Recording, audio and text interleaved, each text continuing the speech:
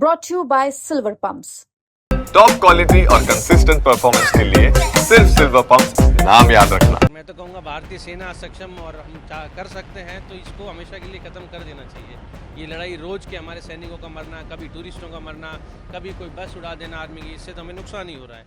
कई दिनों तक चले भारत और पाकिस्तान के बीच संघर्ष के बाद रविवार को आज हालात सामान्य नजर आ रहे हैं। शनिवार को सीज फायर घोषित कर दी गई थी। उसके बाद फलौदी में आप देख सकते हैं किस तरह से फिलहाल जो हालात हैं वो सामान्य नजर आ रहे हैं। दुकानें खुली हुई हैं, लोग जो हैं वो बाहर निकले हुए हैं। हालांकि शनिवार को कई जगहों पर मिसाइल मिली थी पाकिस्तान की।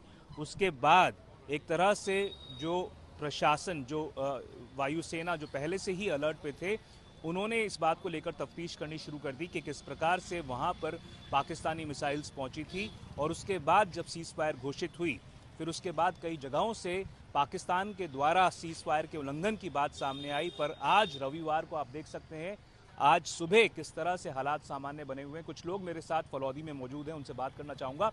सर, पाकिस्तान के साथ भारत की सीज फायर का घोषणा कर दी गई थी शनिवार को, पर उसके बाद कई जगहों पर, जैसलमेर में, अन्य कई जगहों पर सीज फायर उल्लंघन की बात सामने आ रही थी। पर आज सुबह क्या माहौल है? क्या आपको लगता है अब सामान्य होगी ये स्थिति? हालात अभी सामान्य से थोड़े बाहर है, क्योंकि पहले तो हमने सुना था कि सीज फायर के बाद में, लेकिन फिर भी पाकिस्तान अपनी नापाक हरकतों से बाज नहीं आ रहा है।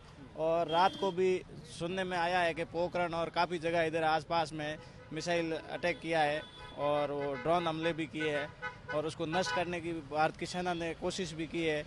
और फिर भी पाकिस्तान अभी भी अपने नाकाम इरादे कोशिश कर रहा है।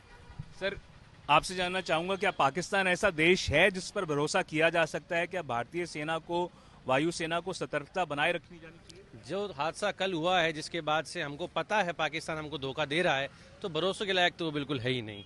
और अगर मैं तो कहूँगा भारतीय सेना सक्षम और हम कर सकते हैं तो इसको हमेशा के लिए ख़त्म कर देना चाहिए।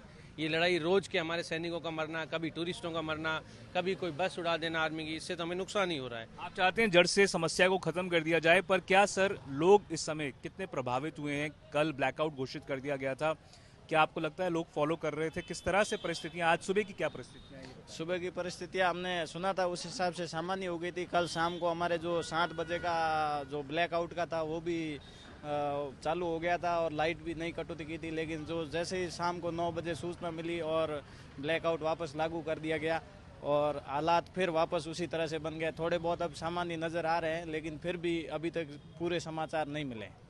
कल पाकिस्तान द्वारा कई जगहों पर सीज फायर के उल्लंघन के बाद प्रशासन के द्वारा फिर से ब्लैकआउट की घोषणा कर दी गई थी। पर आज सुबह के रविवार के हालात ये हैं कि स्थिति फिलहाल सामान्य नजर आ रही है। लोग जो हैं वो अपने घर बार से बाहर निकले हुए हैं, दुकानें खुली हुई हैं, लोग अपने काम धंधे को करने की कोशिश कर रहे हैं। पर फिलहाल स्थिति जो है वो ऐसी है कि प्रशासन, पुलिस, सेना सतर्कता बरत रही है। कैमरा पर्सन निखिल शर्मा के साथ मैं देवंकुर वधावन, फलौदी।